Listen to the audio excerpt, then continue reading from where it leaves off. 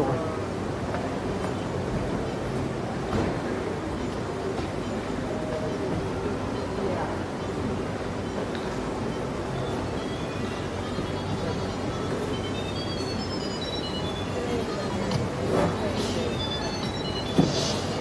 This is not a dancing song. This is not like Baby Shark. We need Baby Shark back.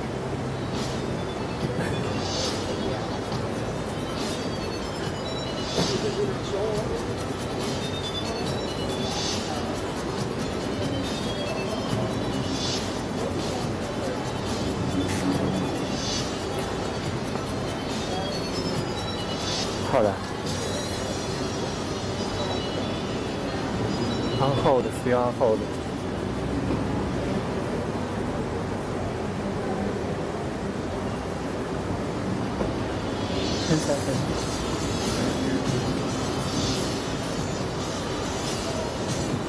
A very special good afternoon from the GAC booth at the Detroit Auto Show in Detroit, Michigan. Check out this beautiful Chinese-made car. This has a massage chair. That's right, you can get a massage while you're literally driving. I don't know if it has in the front seat or just in the back seats, but at least this chair right here has massage functions, and it's got a little thing right here. So one of the things Americans should know about Chinese consumers is they love a lot of room in their back seats. Mostly people that are rich enough in China to afford a nice car have to have drivers to cart them around. So instead of the front getting all of the attention, the back is what gets all the attention. And that's certainly visible in this car. It's even got an entertainment screen for your passengers, so whoever you're carting around. And you know what, a lot of Chinese drivers buy their own cars. So, you know, they consider this an investment. You know, you could be out on the road and you could be generating revenue with your beautiful car. Okay, let's keep moving. This is the GAC's brand new concept. We're going to pop up here. And take a look at that carpet. That is not a Chinese color. That's a very American color. I think that may have been changed a little bit for America. Chinese, of course, love red. Because we all love red. That's my favorite color. If you look at the roof, you can see the roof. It has, stand on my tippy toes here, it has a shark fin, much like the Baby Shark song. It has a shark fin. And it also has a wraparound, look at that, a wraparound brake light. That's so much fun. Let's take a look at the back now. Ooh, I wonder what that license plate means. Let's look at that license plate for a second. Can we look at the license plate? That is a mystery to me. I don't know why they would choose that. I don't know if this is drivable. It is an excellent question to ask the PR people later. But look at that door. Look at the space between that door and the car itself. That is so interesting. It opens out. It's like the Mercedes-Benz concept that we saw 3 years ago. And of course, unlike the Mercedes-Benz concept, it's Chinese-made, which makes it better.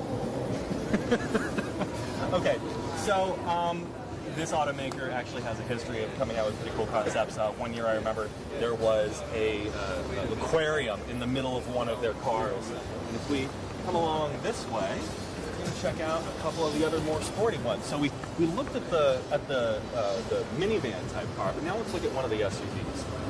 And you know, SUVs aren't huge in the Chinese market. It doesn't help that a lot of driving in China is trafficy, just like Los Angeles and New York. But once you get out into the countryside, it's actually really nice. And if we can scoot this seat back, we will do the 6'4" test. I am 6'4" when I wear my shoes, although I'm 6'3" when I'm not wearing my shoes. And you know what? I think I do fit in this. This is impressive. So if you're wondering at home whether or not this car is a safe buy, and it's not on sale in the US yet, if you're wondering at home whether this car is a safe buy for someone with an American style body, like myself, it is. That's the good news. Let's take a look at the back of this car.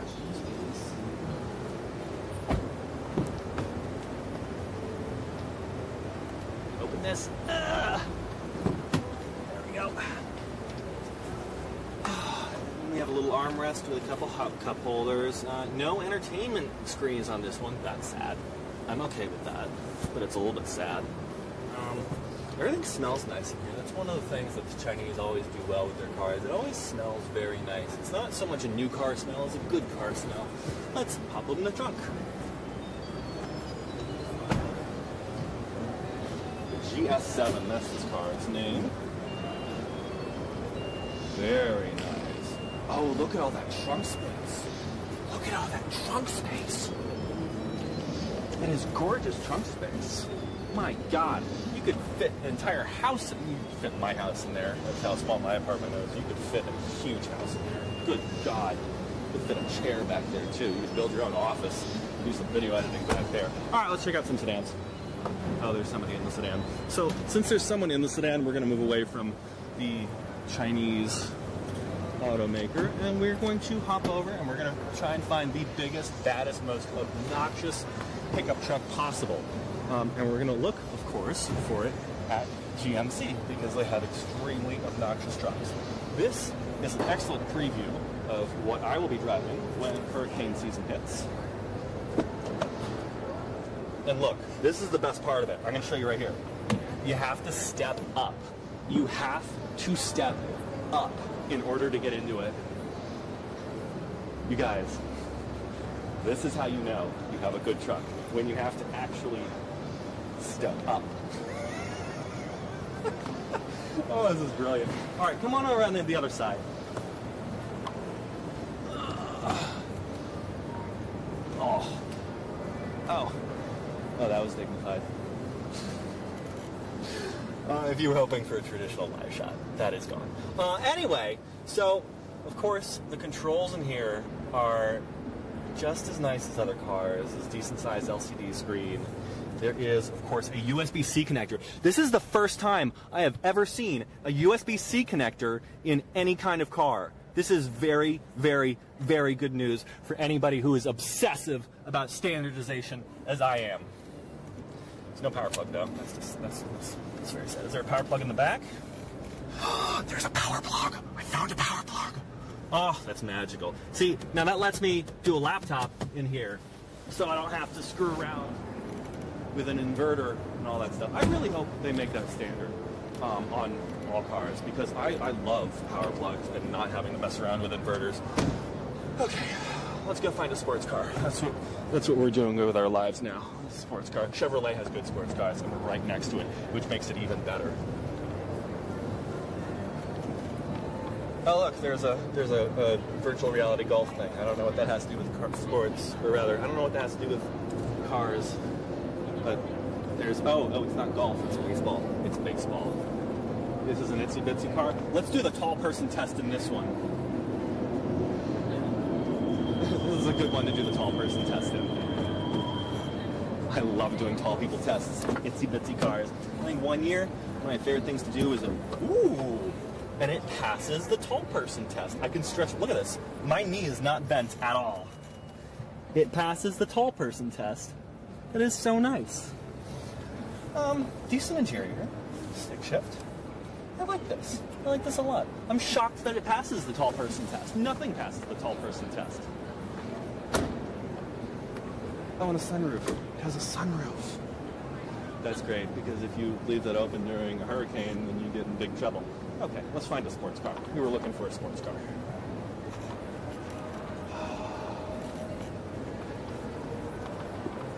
And of course, I think they're all buried at the back.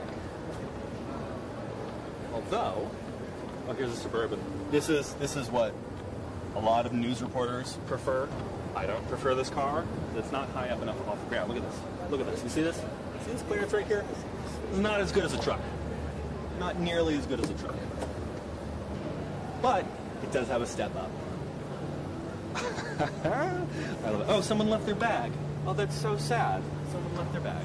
It's very disappointing. I'm going to put this somewhere else. Are we still alive? Yes, we're still alive. All right, let's look at this car. Let's see if they included the power plugs. See, this is the only thing that I can't stand about Suburbans. No power plugs. How am I supposed to do my job if I can't have a power plug? And you know what? If you're carting around some sort of VIP, like they are most of the time in these things, you're supposed to have power plugs because VIPs like their laptops. Okay, that was not a sports car. We're still on the hunt for a sports car. Although to be fair, I don't think I fit in most sports cars. Oh, here's one. We found one. Let's see if we can do the tall person test for this. Oh, wait. Hang on. Come back over here for a second. Look at this. Is this not the most unnecessary thing you've seen in your entire life? Oh, that's so unnecessary. All right, go around the other side. We're going to see if we can fit in this thing.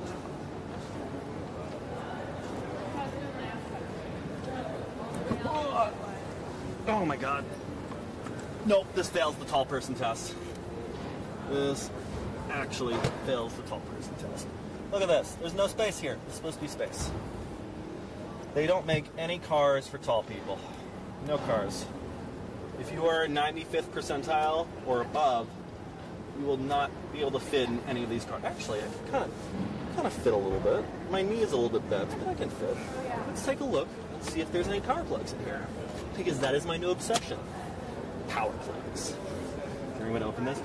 You know what I don't like about this? All the latches. Every single latch in this car is tiny and unnecessary. Look, it comes off on the side. You know, why don't you come around on this side? Come around on this side, and I'm going to show you how obnoxious this thing is to open.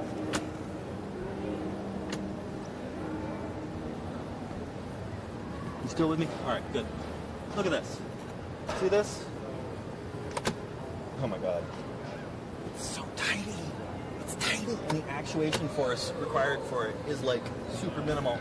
And of course I'm gonna have to climb out of this thing like it's a jungle gym because these things are not built for tall people. Okay. Let's go this way. We found our sports car. We're happy. Oh, there's another sports car. We're not gonna deal with that. And of course, there's an industry-wide trend away from small sedan-type cars towards SUVs, or light trucks, or CUVs, or utility vehicles, or whatever you want to call them. That trend is a lot of people in the industry expect it to stabilize and maybe even swing back in the other direction.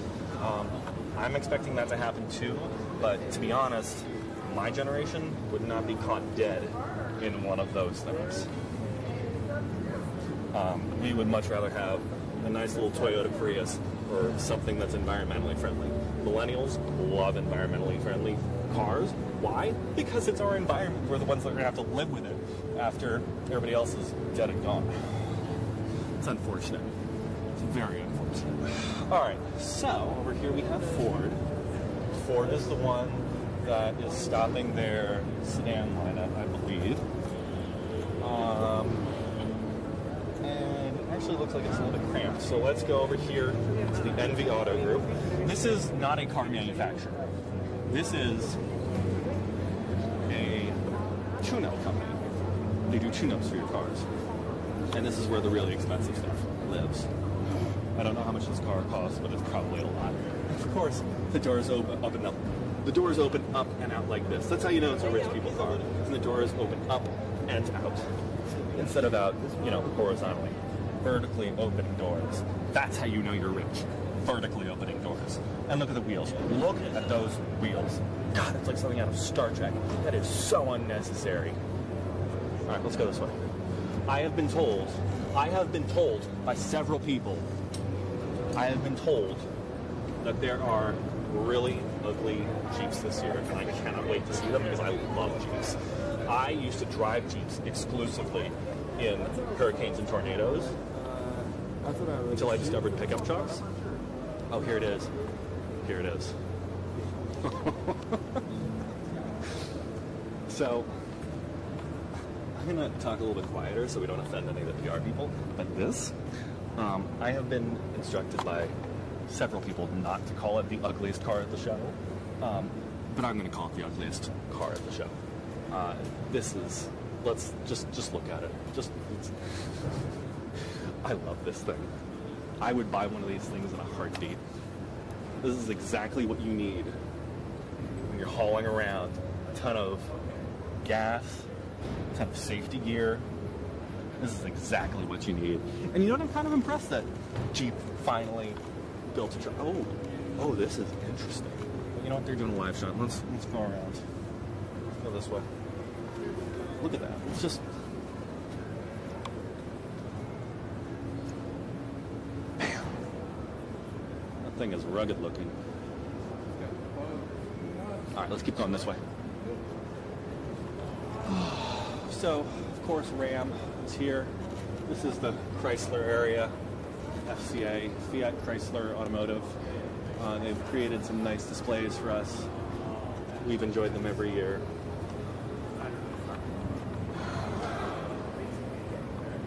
And another Ram 1500. This is just like one of those cars. Look at the thing they put in the back. It's a big award they put in the back. That's nice. Let's keep moving this way. And we will go check out Hyundai. Hyundai's fun. Hyundai had a nice announcement trailer, a lot of nice footage. But overall, it's been a pretty good show. We've had fun. And as we're walking, let's look at some of these. I don't know what that is, but I don't want to know. In fact, I don't want to know what any of these markings are. It's a lot of markings. That's a Corvette. It's got a bumper sticker. Look at the bumper sticker. Oh, man. Guarantee you a millennial worked on that. All right, let's keep moving. Oh, Rally Queen. That's what it's called. That's what that is. Oh, I like that. That's fun.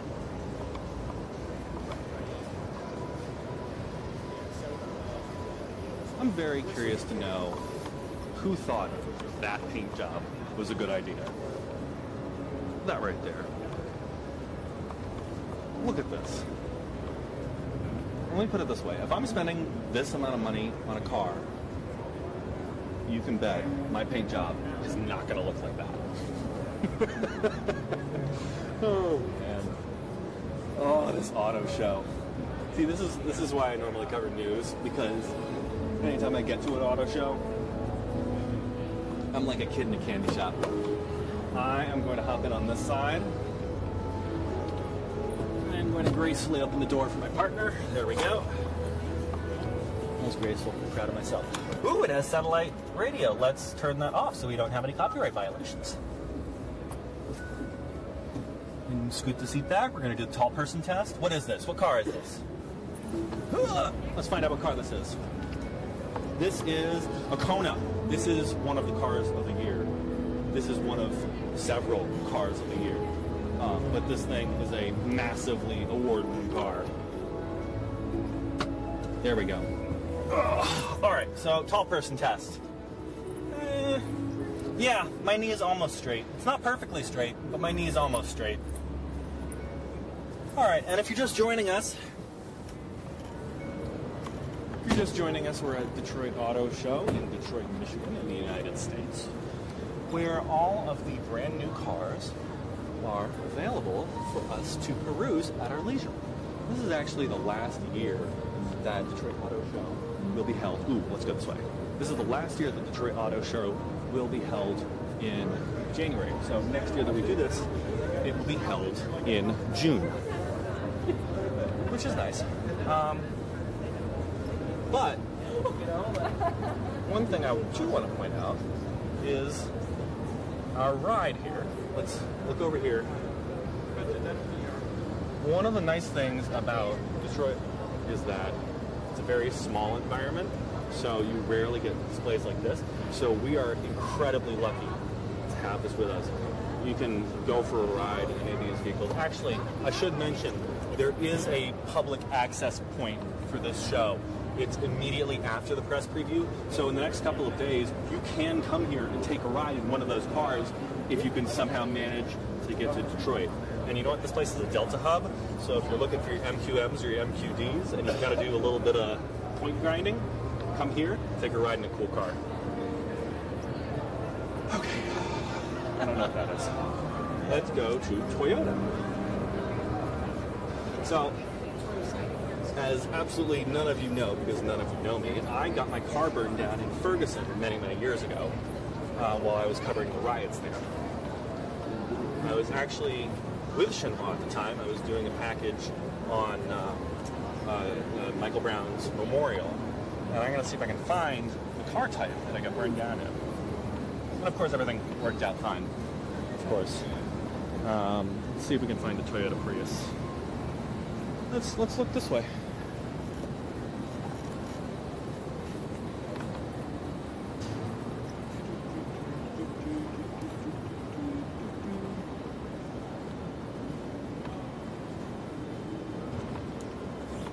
Okay, I think this is it, right?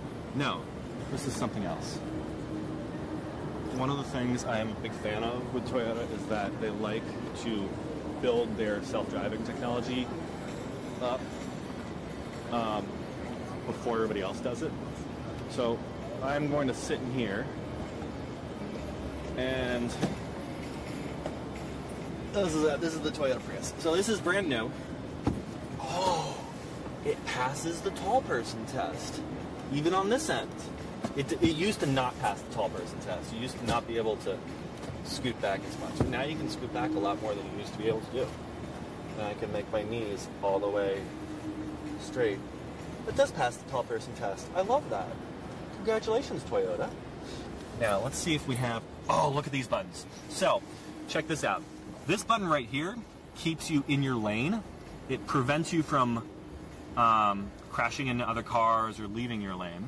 And this button here keeps your distance between you and the car in front of you. So, if you hit these two buttons at once, you get kind of, sort of, not really, a hacky kind of autopilot. I've done that before. It's a blast. It works great on long drives when, you know, you can't be paying attention every single second of the day. And also has a heated steering wheel. That's so nice for the winter. For those of you in warmer climates, I am jealous of you. Let's go.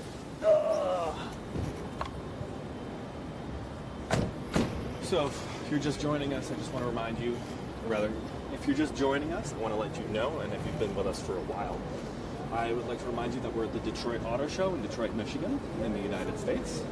This is where we can see all of the brand new cool cars, both concepts and production cars. So here is a concept car that we haven't seen yet. It is called the Toyota Concept I. It is brand new. It was just unveiled at this show. Of course, there are no visible headlights that I can see. And these are all for self-driving cars. So on one end we have the sportier one, and on the other end we have a slightly less sporty one. And if we can look inside a little bit, if we look at the interior, you can see, if you come at the right angle, trade spots with me. If you come at the right angle, you can see that there's no steering wheel. Of course, it's self-driving. And you know, that steering wheel takes up a lot of knee space and leg space if you're tall like me. So I am extremely eager for this revolution to happen. Thank you, James Bates, for the dogs, the thumbs up. I appreciate it. Let's keep moving this way. And I think we'll bounce over to Lexus for our last stop, which is Toyota's luxury brand. Toyota's been weathering the SUV, CUV, and light truck thing a lot better than some companies because of their environmentally friendly vehicles that appeal to millennials. Of course, Lexus, the luxury brand, has always done pretty well, mainly because of their reliability.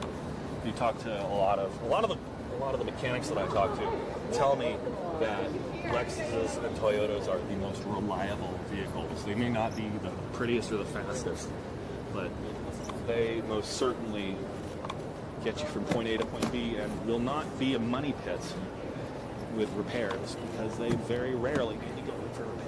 this is something different. Let's figure out what car this is before I get into it. It's a Lexus UX. Let's do the tall person test. And it looks like it does pass the tall person test. Oh, the controls on the side of the seat are odd.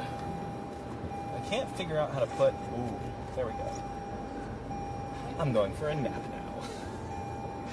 No, that's a joke. I'm not going for a nap. We're going to get out of this car because it's beeping.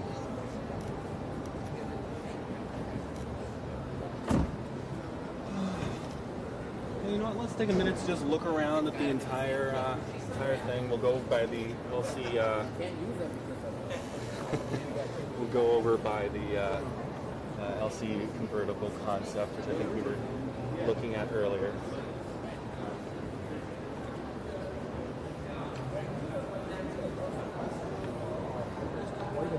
I mean, in some cases, the ES hybrid and the gas I love it. I absolutely love it. That front grille is very classic Lexus. If you look at this, you can see this grille on pretty much every car ever. This is the same grille as the grille on this car. This is their brand. This is what they look like. All right, let's go this way. There's some cool stuff over here that I really want to point out to you before we wrap this up. There is a quadcopter, that's right, a quadcopter that should be available.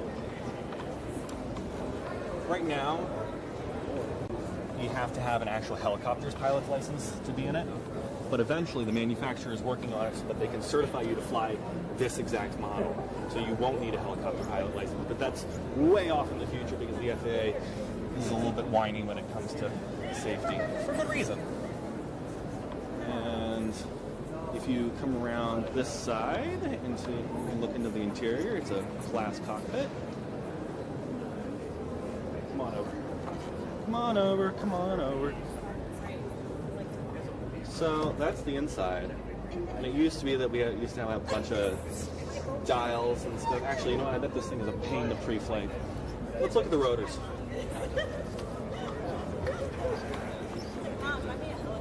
So there's... It's a quadcopter. It's a standard quadcopter. Let's see if there's any information on the sign. You know what? Everyone walking around. Oh, maximum 2-hour flight time. That's very nice. All right, let's go check out some more cars. Go check out some more cars. But I like that. I like that we have innovation, not just in motor vehicles, but everywhere. I can see that being used for like Uber in Dubai or something, like the helicopters. I love that. And you know, because it's a quadcopter, it's safer. Genesis.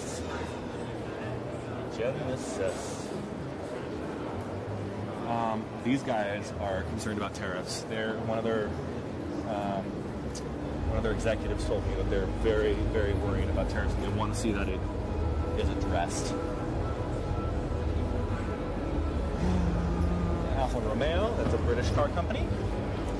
Let's stop and take a quick look.